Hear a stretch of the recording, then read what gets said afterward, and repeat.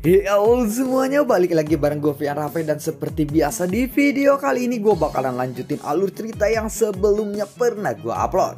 Dan gak kerasa juga gue udah sampai ke session 19 nya ya. Session 19 dari alur kelanjutan Battle Through the Heaven ini atau Benua Kaisar. Tanpa banyak basa-basi lagi, yuk kita langsung cek this out aja alur ceritanya.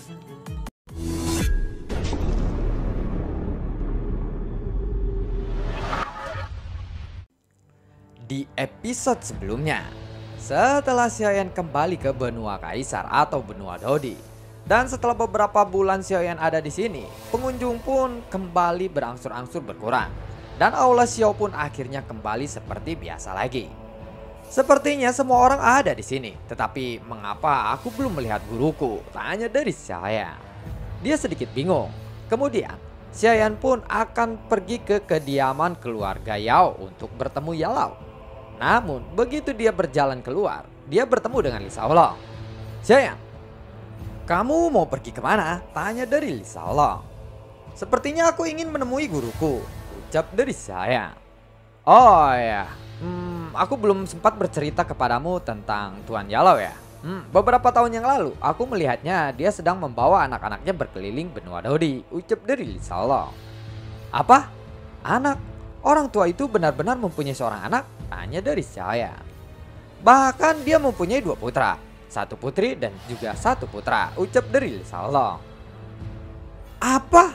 Masih ada 1 putri dan 1 putra? Aku benar-benar tidak menyangka orang tua itu memiliki kehidupan yang begitu nyaman seperti itu. Kalau begitu, aku tidak akan mengganggunya untuk saat ini, ucap dari Xiaoyan. Setelah itu Xiaoyan pun lalu melangkah keluar. Kemudian dia pun langsung melesat ke udara. Karena saat ini Xiaoyan tidak mau mengganggu guru Yalau, Xiaoyan pun berniat untuk menemui Xiaoqi. Dan untuk bertemu dengan Xiaoqi, Xiaoyan harus terlebih dahulu menemui Xiao Wutian. Tidak lama kemudian, Xiaoyan pun sampai di tempat tinggal Xiao Wutian. Oh, sepertinya kamu sudah datang ke sini lagi ya. Apakah urusanmu di aula Xiao sudah selesai? Tanya dari Xiao Wutian. Oh ya, senior. Apakah sekarang Anda tidak terlihat sibuk? Apakah Anda tahu di mana istriku berada? Aku ingin menemuinya. Tanya dari Xiaoyan. Pantas saja kamu begitu terburu-buru datang ke sini. Ternyata kamu ingin menemui istrimu. Dia sedang berada di ujung utara benua Kaisar. Tugas yang kuberikan kepadanya kali ini adalah untuk melenyapkan penjahat di sana. Ada 10 orang penjahat di sana. Pergilah ke sana jika kamu ingin menemuinya, ucap dari Xiao Wutian. Baiklah, terima kasih senior. Sekarang aku akan menemui dia terlebih dahulu. Selamat tinggal senior, ucap dari Xiaoyan. Setelah itu Xiaoyan pun langsung melesat pergi. Sementara itu di benua Kaisar bagian utara, tempat ini ditutupi dengan salju dan es sepanjang tahunnya. Ini juga merupakan tempat terdingin di benua Kaisar. Tetapi ada banyak petarung di sini. Karena sumber energi di tempat ini sangatlah melimpah, hanya ada sedikit orang yang bisa tinggal di sini. Saat ini ada lebih dari selusin sosok yang sedang berjalan di tengah badai salju. Masing-masing dari mereka memegang senjata. Mereka terlihat penuh amarah dan ekspresi yang menakutkan. Wanita itu pasti belum jauh dari sini, karena aku melukainya. Dia pasti sedang berhenti di suatu tempat untuk memulihkan lukanya. Kita harus segera menemukannya sebelum dia pulih sepenuhnya, ucap dari salah satu dari mereka. Pada saat ini di suatu gua ada sosok wanita berambut perak yang sedang duduk di dalam gua. Terlihat ada jejak darah di pinggangnya. Dia duduk untuk menenangkan aura yang kacau di tubuhnya. Setelah menelan beberapa pil penyembuhan, luka-lukanya berangsur-angsur menjadi pulih kembali. Namun tepat setelah dia menekan pil penyembuhan, ada bola cahaya yang melesat ke dalam gua. Buar! Wanita berambut perak itu pun langsung melompat dan bersiap untuk memegang pedang yang berwarna birunya. Cepat temukan dia. Ada orang-orang yang berteriak keras di luaran gua. Wanita itu sudah siap untuk melancarkan serangannya terhadap semua orang yang sedang mengejarnya kali ini. Tetapi pada saat dia mengangkat lengannya, ada sebuah lengan yang terulur entah dari mana. Dan tentu saja itu membuatnya sangat terkejut. Puluhan sosok yang mengejar sang wanita itu pun mulai mendekat. Ada sesuatu yang melesat ke arah mereka. Hus, buar, Setelah bunyi ledakan itu terdengar, disusul oleh teriakan orang-orang, Dan lebih dari selusin orang itu pun lalu menghilang begitu saja. Tetapi masih ada satu pria kurus yang bernama Aleng yang masih hidup. Nona, penampilanmu telah sedikit berubah. Untungnya auramu masih tetap sama. Jika tidak, aku tidak mungkin bisa mengenalimu, ucap dari Xiaoyan. Dan wanita berambut perak itu ternyata istri dari Xiaoyan, yaitu Xiaoqi. Kenapa warna rambutmu berubah? Tanya dari Xiaoyan saat mempelai rambut Xiaoqi. Xiaoqi pun langsung menjatuhkan dirinya ke dalam pelukan Xiaoyan karena dia merasa sangat kangen juga. Kemudian Xiaoyan pun memeluk erat Xiaoqi. "Kiar, apakah kamu ingin membunuh orang itu atau aku saja yang melakukannya?" Tanya dari Xiaoyan. Mendengar itu Xiaoqi pun langsung menjawab, "Biarkan aku saja." Dan setelah itu Xiaoqi segera melesat dan menebaskan pedangnya kepada pria yang bernama Aleng itu. Sebret! Kepala Aleng pun terputus dan terpisah dari tubuhnya. Dia adalah yang terakhir, ucap dari Xiaoqi. "Kiar, sekarang kamu menjadi lebih kuat ya. Dan ilmu pedangmu juga sangat bagus," ucap dari Xiaoyan. "Kekuatanmu juga saat ini telah menembus Douxian bintang 2. Ini tentu saja tidak buruk. Sepertinya senior Xiao Wutian adalah seseorang guru yang baik ya," ucap dari Xiaoyan lagi. "Tetapi dengan kekuatan ini aku masih belum bisa menemanimu bukan?" ucap dari Xiaoqi. "Aku tahu apa yang kamu pikirkan. Tetapi aku benar-benar hanya ingin kamu tetap hidup dengan aman," jawab dari Xiaoyan. "Oh ya, bagaimana kabar semua orang?" tanya dari Xiaoqi. Xiaoyan sedikit terdiam setelah mendengar pertanyaan itu. Tetapi Xiaoyan harus mengatakan yang sebenarnya kepada Xiaoqi. "Semua orang telah mati," ucap dari Xiaoyan. "Bahkan King Mu'er dan juga Zeni juga ikut mati," ucap dari Xiaoqi dengan suara yang sedikit bergetar. "Aku pasti akan membangkitkan mereka kembali," jawab dari Xiaoyan.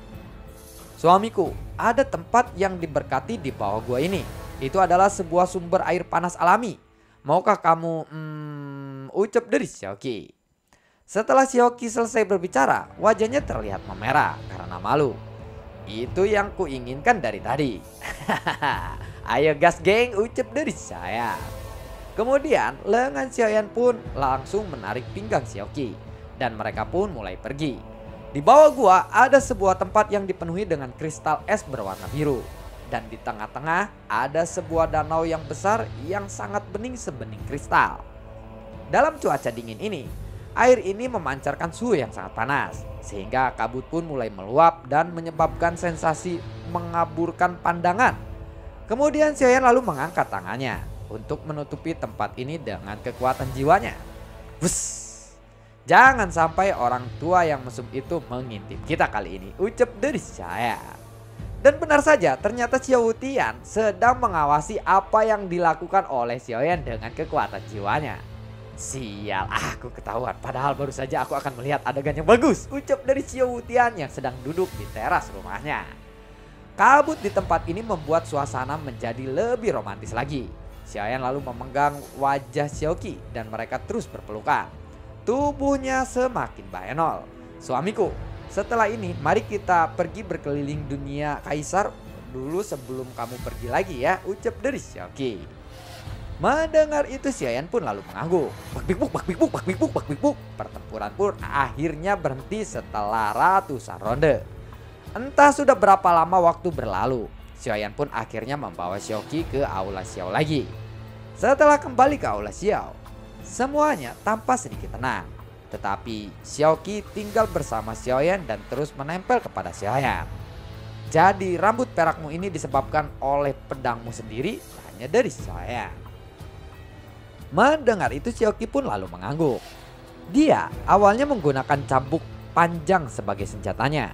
Tetapi di bawah ajaran Xiao Wutian, dia telah mencoba banyak senjata. Dan akhirnya dia memilih pedang sebagai senjatanya saat ini. "Oh ya, apakah rambutku ini tidak terlihat bagus? Jika kamu tidak menyukainya, aku akan mencari cara untuk mengubahnya kembali," ucap dari Xiaoqi.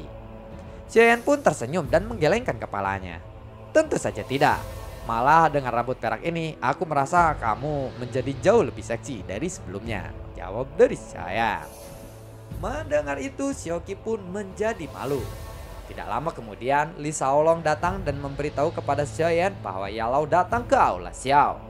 Mendengar itu Xiaoyan pun merasa sangat senang. Kemudian Xiaoyan pergi ke aula utama. Namun setelah tiba di sana, Xiaoyan melihat sekelilingnya. Yalo tidak ada di sana. Hanya ada seseorang pria muda saja. Dan Xiaoyan tidak mengenali pemuda ini. "Hei, apakah kamu sudah tidak mengenali gurumu sendiri? Kamu benar-benar ingin aku pukul ya?" ucap dari seseorang pria muda di belakang Xiaoyan. Mendengar itu Xiaoyan pun terkejut. Ketika Xiaoyan menggunakan kekuatan jiwanya untuk merasakan aura pemuda ini, Xiaoyan pun akhirnya tahu bahwa pemuda ini adalah Yalao. "Guru," ucap dari Xiaoyan. Pemuda itu mendekati Xiaoyan dan memegang kepala Xiaoyan. Tetapi Xiaoyan mengelaknya karena tangannya meleset, Yalao pun terhuyung-huyung sehingga membuat Xiaoyan tertawa terbahak-bahak. "Jika kamu terus tertawa seperti itu, aku tidak akan menganggapmu sebagai muridku lagi. Aku benar-benar merasa kehilangan martabatku kali ini," ucap dari Yalao. Xiaoyan segera menahan senyumannya setelah mendengar kata-kata itu. Tetapi dia sebenarnya masih tidak bisa menahannya. "Aku sedang mencoba untuk tidak tertawa, tapi wajahmu sekarang benar-benar terlalu tampan dan itu terasa sangat aneh," ucap dari saya. "Jadi aku benar-benar tampan ya sekarang," ucap dari Yalao. "Ya, meskipun aneh, aku merasa bangga kepadamu guru," ucap dari saya kembali. Kemudian mereka berdua pun duduk sambil minum teh. "Aku dengar kabar bahwa guru sedang berkeliling dunia bersama istri dan anak-anakmu. Jadi saat ini tiba di sini. Aku mengurungkan niat untuk mengunjungi guru karena aku tidak mau mengganggu guru," ucap dari saya. "Oh, begitu ya. Lalu kamu akan tinggal di sini sampai berapa lama?" tanya dari Yalao. "Sebenarnya aku ingin tinggal lama sekali di sini, tetapi aku tidak bisa. Masih banyak urusan yang belum aku selesaikan," ucap dari saya. "Padahal aku ingin kedua anakku ini menjadi muridmu. Itu untuk membalas kebaikanku sebagai gurumu," ucap dari Yalao kepada Xiaoyan yang setelah berhutang banyak kepada Yalao. Kemudian ada anak laki-laki dan perempuan muncul berdiri di samping Yalao. Lalu mereka berdua mengepalkan tinju mereka kepada Xiaoyan. Xiaoyan pun lalu memandangi kedua anak itu yang wajahnya tampak seperti Yalao. Dan Xiaoyan pun mengangguk sambil tersenyum kepada mereka. "Ya, mau bagaimana lagi, karena masih ada hal yang sangat penting yang harus aku lakukan. Meskipun aku tidak bisa mengabulkan permintaan guru kali ini, aku akan memberi mereka sesuatu. Seperti bakat kedua anak guru ini mengikuti gurunya sendiri. Elemen api dicampur dengan elemen kayu. Mereka pasti akan menjadi alkemis yang sangat hebat. Aku akan memberi mereka nyala api," ucap dari saya. Mendengar itu kedua anak Yalao pun langsung membungkuk kepada Xiaoyan. Yalao juga penasaran tentang apa yang akan diberikan Xiaoyan kepada kedua anaknya. Begitu Xiaoyan mengangkat tangannya, 3 heart flame pun muncul di lengannya. Dan pada saat yang sama, bola api kecil dari ketiga heart flame itu pun melayang. Pilih saja sendiri nyala api apa yang bisa diberikan atau tambahan elemen api kepada anakmu, hanya dari Xiaoyan. Mata Yalao sepenuhnya tertuju kepada 3 heart flame Xiaoyan. Yalao tidak tahu jenis api apa heart flame itu, tetapi fluktuasinya memancar dari heart flame ini membuat Yalao terkejut. Dia tidak pernah melihat api sekuat ini. "Ini api yang sangat kuat. Dari mana asal ketiga api ini?" tanya dari Yalao. "Api ini adalah sumber api. Ini adalah 3 jenis dari 9 api terkuat," ucap dari saya. "Sumber api? Maksudmu sumber 10.000 api?" tanya dari Yalao. "Ya, tetapi ini bukanlah 10.000 api benua Dodi, tetapi 10.000 api dari seluruh dunia. Mereka lah asal muasal nenek moyang dari semua api yang ada di dunia-dunia lain," ucap dari saya. "Oh, kalau begitu bisakah aku mencobanya?" tanya dari Yalao. "Guru, aku rasa itu sangat beresiko," jawab dari saya. "Apakah kamu bisa mengendalikan ketiga api ini sekaligus? Mana mungkin aku bisa kalah darimu. Biarkan gurumu ini bersenang-senang dengan api itu," ucap dari Yalao. Mendengar itu Xiaoyan pun tersenyum. Kemudian Xiaoyan lalu mengangkat lengannya dan 3 heart flame itu pun langsung masuk ke tubuh Yalao. Buar! Setelah ketiga heart flame itu masuk ke tubuh Yalao, dia pun segera mengangkat lengannya untuk mengeluarkan kuali obat. Karena heart flame mempunyai kecerdasan sendiri, mereka bisa dengan hati-hati untuk mengendalikan kekuatan mereka sendiri. Api itu menyala di kuali obat. Ketika Yellow melihat ini, matanya menunjukkan kegembiraan. Suhu di aula pun langsung naik secara tajam. Dan suhu seperti ini bukanlah sesuatu yang bisa ditoleransi oleh orang-orang biasa. Oleh karena itu, Xiaoyan pun lalu mengangkat lengannya. Dia mengisolasi suhu ini sehingga semua orang di sekitarnya tidak terpengaruh. Luar biasa.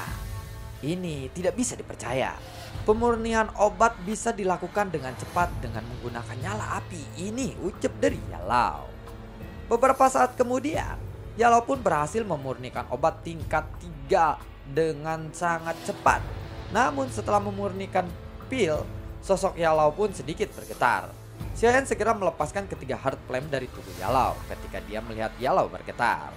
Meskipun heart flame bisa mengendalikan kekuatannya, namun kekuatan mereka tetap saja terlalu kuat untuk Yellow. Namun hebatnya Yellow, dia masih bisa menampung 3 heart flame di tubuhnya meskipun itu tidaklah lama. Dengan nyala api yang begitu kuat seperti ini, anak-anakku pasti bisa memurnikan pil yang lebih kuat dan cepat daripada aku, ucap dari Yellow. Di atas pil obat peringkat kaisar ada peringkat suci, dan ini adalah aula pil surga yang mendalam, yaitu peringkat pil obat tertinggi, ucap dari saya. Dia mengeluarkan pil obat dengan peringkat tertinggi di tangannya dan menyerahkannya kepada Yellow. Guru, telan pil ini. Jika tidak, heart flame akan meninggalkan luka permanen di tubuhmu. Pil ini bisa menghilangkannya, dan aku juga akan menggunakan api untuk menghilangkannya, ucap dari saya. Yellow sepertinya tidak peduli dengan luka yang akan dideritanya. Setelah merasakan kekuatan yang baru saja dia rasakan tadi, bahkan jika dia menderita cedera yang tidak dapat diubah sekalipun, dia sudah merasa puas. Lagi pula, tidak semua orang memiliki kesempatan untuk merasakan nyala api tertinggi di dunia ini, ucap dari Yellow. Yellow pun kembali meminum pil obat yang dia dapatkan dari Xiaoyan. Ini adalah pil yang sangat luar biasa, ucap dari Yellow. Jika guru mau, aku bisa memurnikannya lagi untukmu, ucap dari saya. Anak baik, terima kasih, tetapi aku tidak serakah. Aku sudah puas dengan apa yang kamu berikan tadi, ucap dari Yellow. Kemudian, Xiaoyan pun lalu memandang ke kedua anak Yellow dengan ekspresi yang datar. Ketika mereka melihat nyala api yang begitu kuat, mereka secara alami menjadi bingung dan mereka tidak tahu memilih yang mana. Oleh karena itu, begitu Xiaoyan mengangkat lengannya, dia langsung memisahkan 3 gumpalan api, yaitu Yaoyan, Baiyan, dan juga Immortal Flame. Oh ya guru, aku masih belum tahu nama dari kedua anakmu ini, tanya dari saya. Namanya adalah Yaoyan dan Yao Nianyun. Karena kamu akan memberi mereka nyala api, maka secara resmi kamu sekarang telah menjadi guru mereka, ucap dari Yellow. Kedua anak itu pun segera berlutut dan Xiaoyan hanya mengangguk kepada mereka. Kalian berdua memiliki bakat yang sangat bagus. Yaoyan dan juga Baiyan mungkin akan cocok untuk kalian berdua. Tetapi dengan kekuatan kalian saat ini, pasti akan sangat sulit untuk bisa mengendalikan mereka. Aku akan menggunakan kekuatan untuk menyegel kekuatan mereka supaya tidak membahayakan untuk kalian. Saat kekuatan kalian meningkat secara bertahap, kalian bisa menggunakannya lebih banyak kekuatan api ini, ucap dari saya. Kedua anak itu pun lagi-lagi mengepalkan tinjunya kepada Xiaoyan. Ini adalah bentuk hormat mereka kepada gurunya. Kemudian, Xiaoyan pun lalu perlahan mengangkat untayan api Immortal Flame yang tersisa di telapak tangannya. Meskipun itu hanya seutai api, sebenarnya memiliki kekuatan asli dari Immortal Flame. Tentu saja, kekuatannya tidak bisa dibandingkan dengan Xiaoyan yang memiliki 3 heart flame yang asli di dalam tubuhnya. Dan sinar api itu juga dapat memberikan Yellow kemampuan untuk menyerap kekuatan serangan musuh menjadi miliknya sendiri dalam sebuah pertempuran. Guru, ini adalah Immortal Flame. Nyala api ini memiliki jejak keabadian dan ini juga akan sangat membantu Anda, ucap dari saya. Yellow lalu memandangi untayan Immortal Flame yang melayang di depannya. Terima kasih karena sudah memberi kedua anakku sebuah keberuntungan yang besar kali ini, ucap dari Yellow. Tidak apa-apa, aku tidak akan menjadi lebih lemah hanya karena seberkas api ini. Dengan aku memberikan seberkas api ini, benua Dodi pasti akan lebih makmur lagi. Dan dengan bakat guru pasti akan menerobos ke tahap Fighting God. Dan guru pasti bisa membuat pil obat peringkat tertinggi setelah mencapai Fighting God, ucap dari saya. Setelah beberapa saat, tubuh Xiaoyan pun lalu memancarkan benda-benda di tubuhnya, yaitu api surgawi, roh spiritual, segero, dan lain-lain yang banyak banget yang ada di tubuh Xiaoyan. Setelah benda-benda itu melesat ke arah langit, lalu mereka menyebar ke segala arah. Aku dulu mengambil sumber daya dari dunia ini, tetapi sekarang saatnya untuk aku kembalikan, ucap dari Xiaoyan. Muridku, sepertinya kamu telah mencapai tingkat yang bahkan tidak dapat aku bayangkan. Aku mendengar bahwa ada juga seseorang penjaga di benua Dodi, kabarnya dia juga seseorang Fighting God yang legendaris. Apakah kamu lebih kuat darinya? Tanya dari Yalao. Apakah maksud guru adalah Xiao Wutian? Dia adalah Fighting God bintang 1, sedangkan aku sudah menembus Fighting God bintang 5, ucap dari Xiaoyan. Apa? Fighting God bintang 5? Ucap dari Yalao sambil menunjukkan ekspresi yang sangat terkejut. Detik-detik berikutnya, di aula Xiao, ada seseorang yang tiba-tiba muncul dari celah teleportasi. Dan ternyata sosok itu adalah Xiao Wutian, panjang umur sekali. Kamu telah menerobos ke Fighting God bintang 5? Tanya dari Xiao Wutian dengan sangat terkejut. Xiaoyan juga terkejut saat melihat Xiao Wutian yang tiba-tiba muncul di sana. Lalu Xiaoyan pun langsung mengangguk. Begitu melihat Xiao Wutian, Yalao dan yang lainnya segera berdiri dan memberikan hormat kepada Xiao Wutian. Lalu dengan kekuatan ini, maukah kamu membebaskan dendamku? Tanya dari Xiao Wutian sambil mengepalkan tinjunya kepada Xiaoyan.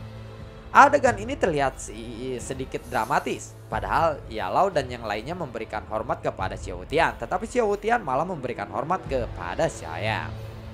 Xiaoyan pun menjadi sangat canggung karena itu. Xiaoyan buru-buru membantu Xiao Wutian untuk berdiri. Anda tidak perlu terlalu sopan seperti itu kepadaku. Tanpa Anda minta pun, aku pasti akan membalaskan dendam Anda. Namun, apakah musuh yang Anda maksud adalah dunia Dewa Dara? Tanya dari saya. Tentu bukan hanya dunia Dewa Dara saja. Saat itu, benua Dodi diserang oleh 3 dunia bawah. Dan salah satunya adalah dunia Dewa Dara. Dan yang lainnya adalah benua Guanghan. Itu hancur saat benua Dodi telah dipromosikan ke istana surgawi Leyang dengan ruang tingkat menengah. Benua Gaohang itu hancur saat benua Doki telah dipromosikan ke istana surgawi Leyang, ucap dari Xiao Wutian. Pada saat ini, akhirnya Xiao Wutian pun menceritakan sejarah benua kaisar yang dia sendiri tidak pernah menceritakannya kepada Xiaoyan sebelumnya. Namun karena menceritakan ini, itu hanya akan menambah beban psikologis bagi Xiaoyan. Dan Xiao Wutian pun tahu bahwa jika belenggu beban dalam pikiran Xiaoyan selama proses kultivasi, itu akan menjadi hambatan terbesar bagi Xiaoyan. Jadi Xiao Wutian memilih untuk menyembunyikan hal ini dari Xiaoyan. Jadi dia menceritakan sejarah benua Dodi, tapi tidak semuanya gitu diceritakan atau seperti membebankan kepada Xiaoyan. Sampai hari ini ketika Xiaoyan kembali, kekuatannya telah mencapai tingkat yang bisa membuatnya melakukan balas dendam. Dan baru pada saat ini Xiao Wutian memberanikan diri memberitahukan pelaku sebenarnya yang telah menyerang benua kaisar. Setelah Xiaoyan mendengar itu, matanya sedikit menyempit dan aura membunuhnya sangatlah kuat. Ternyata yang pernah menindas benua kaisar bukan hanya dunia Dewa Dara saja, ucap dari saya. Dan lalu bagaimanakah kelanjutan ceritanya? Nantikan video gue berikutnya dan semoga sehat selalu untuk kalian. Gue lebihin durasinya untuk menutup kemarin yang ending session 24 itu ya, yang kemarin yang baru 10 menit, dan ini gue lebihin durasinya untuk menutup itu ya. Mohon maaf banget kali ini gue cuman bisa upload sehari satu karena mungkin penulis skripnya juga lagi sibuk-sibuknya, mungkin yang nggak tahu lagi gimana atau apa. Dan semoga sehat selalu untuk kalian. Gue selalu ucapin terima kasih banyak buat kalian yang sudah mendukung channel ini dari dulu hingga saat ini. Dan gue juga selalu ucapin terima kasih banyak buat kalian yang sudah mensupport channel ini lewat link saweria di bawah kolom deskripsi. Sampai ketemu lagi di video gue berikutnya dan semoga sehat selalu untuk kalian. Assalamualaikum dan sampai jumpa. Dadah.